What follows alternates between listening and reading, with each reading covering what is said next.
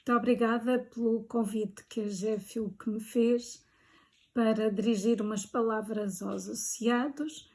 e queria, como é evidente, saudar o Guilherme Rebola, vosso presidente, e dizer que esta iniciativa é muito interessante.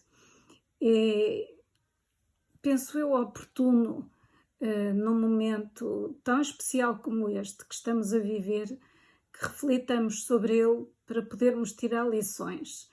E como é importante tirar lições numa altura em que estamos ainda em fase de formação, em fase de aprendizagem mais intensa, sobretudo com maior capacidade para que essa aprendizagem se faça no sentido certo.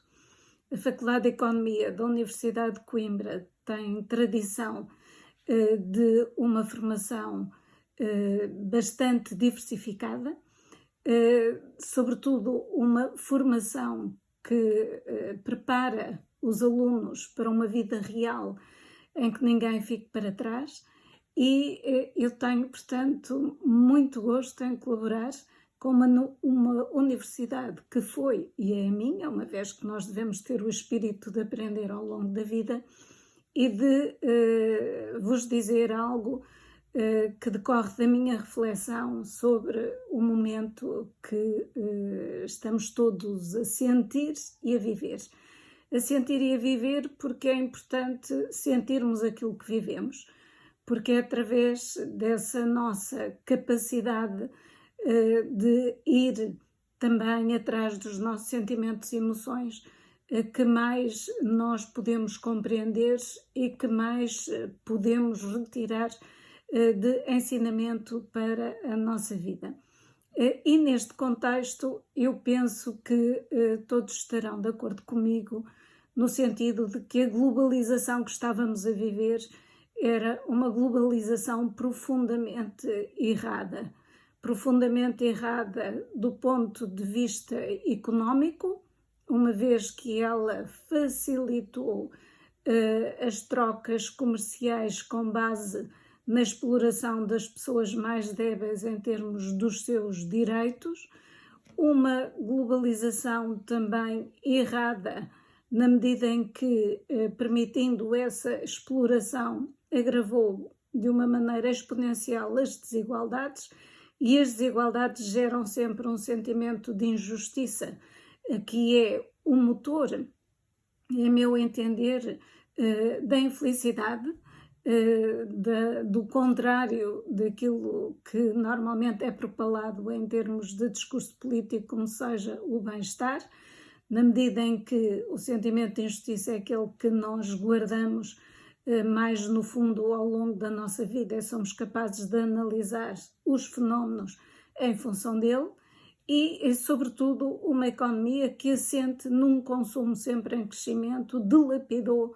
os recursos planetários, o que significa que muito poucos estavam a dispor não apenas dos recursos que são de todos, mas sobretudo dos recursos que também pertencem às gerações futuras. E neste contexto, as desigualdades, como sabem, permitem que muito poucos sejam capazes de muito. Esses muito poucos definiram, de certa forma, uma forma de vida muito assente no egoísmo e na falta de solidariedade, que, aliás, também suscitou, ao contrário daquilo que poderia poder ter alguma lógica, suscitou egoísmos em vez de noção das nossas interdependências. E aqui chega uma pandemia que, ao fim e ao cabo, vai mostrar que somos todos iguais, somos todos vulneráveis, e que aquilo que os académicos, os investigadores, muitos cientistas e muitos políticos não estavam a ver, a pandemia veio obrigar a ver. E, portanto, eu penso que a atitude inteligente perante isto é refletir sobre o que estava mal, refletir sobre aquilo que nós temos capacidade de mudar, no sentido de corrigir percursos profundamente errados, e também neste contexto específico preparar os jovens para eles próprios serem os líderes de uma mudança futura com uma visão global. Nós sabemos que as dependências geoestratégicas se estavam a alterar imenso com base nos nacionalismos e nas afirmações soberanistas absolutamente egoístas e absolutamente desadequadas de um contexto de globalização, e tudo isso gerando enormes ameaças e tensões que evidentemente podem sempre evoluir no sentido altamente negativo, como a história nos ensinou. Isso deve ser profundamente contrariado e só pode ser contrariado se nós formos capazes de investir cada vez mais na nossa cultura, no aprofundamento da nossa cultura, do nosso conhecimento, para podermos ser cidadãos ativos e exigir da política e dos políticos o sentido certo. Ora bem, neste ambiente de grandes desconfianças e de grandes ameaças, como é evidente, nós viemos assistir a mudanças comportamentais às quais eu não gosto de chamar a nova normalidade. Este conceito foi um conceito que surgiu muito no 11 de setembro, com os ataques terroristas que se verificaram nessa altura. Depois foi também usado em 2008 e estas novas normalidades, este conceito das novas normalidades, tentaram pôr em causa aquilo que foi uma evolução relativamente às várias gerações de direitos fundamentais que foram construídos ao longo da nossa civilização e, sobretudo, na sequência da implantação democrática nos Estados Unidos e da Revolução Francesa. E eu acho que nós não temos que recuar em termos de direitos fundamentais. Nós temos que adequar, como é evidente, os direitos fundamentais às novas exigências, até porque eles vivem novas ameaças, mas não podemos abdicar nem prescindir deles, na medida em que, se nós deixamos abrir brechas nesse patamar, aquilo em que investimos não é no desenvolvimento das pessoas, mas sim no controle das pessoas. E pessoas controladas não são pessoas livres, não são pessoas que consigam fazer as suas próprias escolhas. E, portanto, temos que estar, à partida,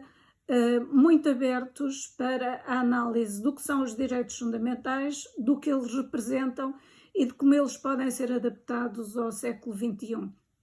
E às épocas que se lhe sigam, mas evidentemente no século XXI é aquele em que estamos a viver e é muito importante que reflitamos sobre isso. Já Norberto Bobbio, no século XX, se referiu à importância de acrescentar novos direitos fundamentais, precisamente com a evolução da biologia e com aquilo que se estava a passar em termos de ataque ao ambiente e à sustentabilidade do planeta. E esses novos direitos têm que ser hoje em dia acrescentados para gerir os riscos e as ameaças das tecnologias de informação e comunicação e, sobretudo, da inteligência artificial. E, portanto, nós temos que refletir neste contexto, e é a primeira mensagem que eu vos deixo. Os direitos fundamentais não é para acabar com eles, mas é para os aprofundar e para os ajustar à época em que vivemos. Mas queria deixar-vos realmente uma mensagem de esperança, que é a seguinte: nós hoje somos realmente muito mais capazes de analisar as circunstâncias que nos rodeiam, somos muito mais capazes de ser agentes ativos ao sentido de moldar o mundo no sentido daquilo que nos interessa, e somos com certeza também muito mais capazes de tomar as decisões que dizem respeito a nós próprios, mas tendo a noção de uma coisa: sendo nós todos interdependentes, aquilo que acontece a cada um de nós ou aos outros não pode ser-nos indiferente. Portanto, as universidades públicas são uma forma de a comunidade investir nos seus jovens e em todos aqueles que as frequentam, e, portanto, elas devem pôr esse conhecimento que adquirem também ao serviço da comunidade. Portanto, há um investimento pessoal que deve ser posto também a render ao serviço de todos. Já agora permitam-me recordar aquilo que foi esse sentimento muito vivo que eu, enquanto estudante da Universidade de Coimbra, da sua Faculdade de Direito, senti durante a crise de 69, que essa era a nossa principal responsabilidade numa época em que tão pouca gente tinha possibilidade de aceder ao ensino superior. Essa responsabilidade continua. Essa responsabilidade deve ser também algo que vos será incutido ao longo do vosso tempo de formação. E as oportunidades em termos de saídas profissionais e de intervenção cívica estão ao vosso alcance. Em primeiro lugar, a ciência. A ciência veio a revelar-se como absolutamente indispensável para o nosso desenvolvimento enquanto mundo. Em segundo lugar, as tecnologias de informação, aproveitando tudo aquilo que é extraordinário que elas nos permitem fazer e alcançar, não esquecendo riscos e, portanto, prepararmos-nos e identificarmos todo um conjunto, quer de comportamentos do ponto de vista individual, quer de exigências junto dos reguladores, para que seja ao serviço da comunidade, elas estejam ao serviço da comunidade e não a controlar a comunidade. E, em terceiro lugar, a proteção do ambiente, a nossa casa comum, que evidentemente deve ser protegida e deve ser passada aos nossos descendentes com todas as potencialidades e maravilhas que tem. A vós, especificamente, como estudantes de economia, queria dizer-vos e dar-vos esta mensagem. A economia não é apenas uma técnica, a economia tem que ter um enquadramento político. A economia sem capacidade de visão política não é nada. A vossa faculdade dá-vos essa visão, aproveitem-na bem. Mas